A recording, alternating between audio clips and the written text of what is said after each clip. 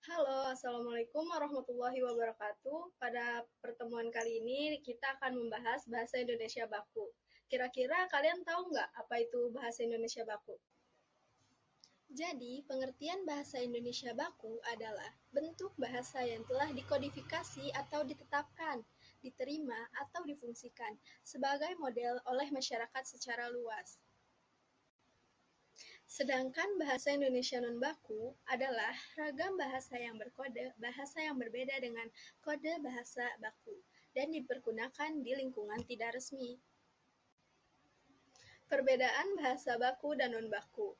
Bahasa Indonesia baku adalah salah satu bentuk ragam bahasa Indonesia yang bentuk bahasanya telah dikodifikasi, diterima, dan difungsikan atau dipakai sebagai model oleh masyarakat Indonesia secara luas. Sedangkan bahasa Indonesia non-baku adalah salah satu ragam bahasa Indonesia yang tidak dikodifikasi, tidak diterima, dan tidak difungsikan sebagai model masyarakat Indonesia secara luas, tetapi dipakai oleh masyarakat secara luas. Fungsi bahasa baku antara lain, yang pertama, dipergunakan dalam wacana teknis, yang kedua, sebagai alat komunikasi resmi, yang ketiga, dipakai untuk berkomunikasi dengan orang yang dihormati, yang keempat, pemersatu penanda kepribadian, penambah wibawa, dan yang terakhir, kerangka acuan. Konteks pemakaian bahasa baku. Yang pertama dalam komunikasi resmi, yang kedua dalam wacana teknis, yang ketiga dalam pembicaraan di depan umum, dan yang keempat dalam pembicaraan dengan orang yang dihormati.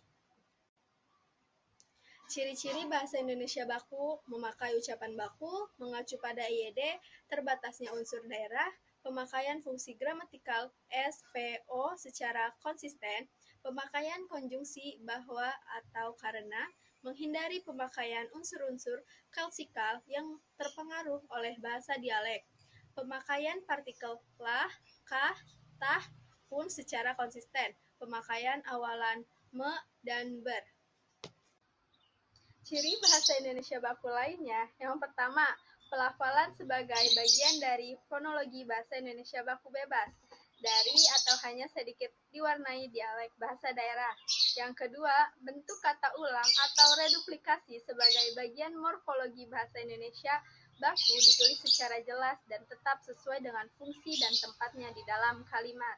Dan yang ketiga, menggunakan peristilah baku yang sesuai dengan pedoman peristilahan penulisan istilah yang dikeluarkan oleh pemerintah melalui Pusat Pembinaan dan Pengembangan Bahasa.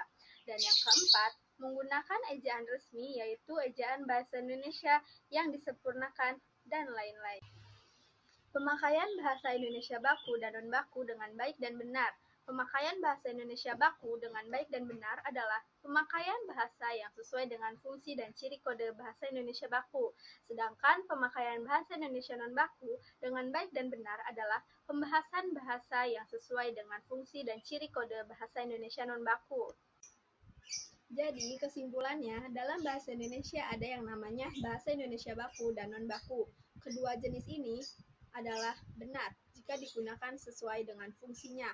Konteks penggunaan bahasa baku adalah dalam kegiatan formal seperti pertemuan dengan kalangan berwenang atau dalam rapat-rapat resmi, juga dalam penulisan wacana resmi seperti laporan penelitian, karya ilmiah, dan lain-lain. Bahasa Indonesia baku dapat kita identifikasi dengan mengenali ciri-cirinya, yaitu antara lain, bahasa baku tidak sama dengan bahasa yang baik dan benar.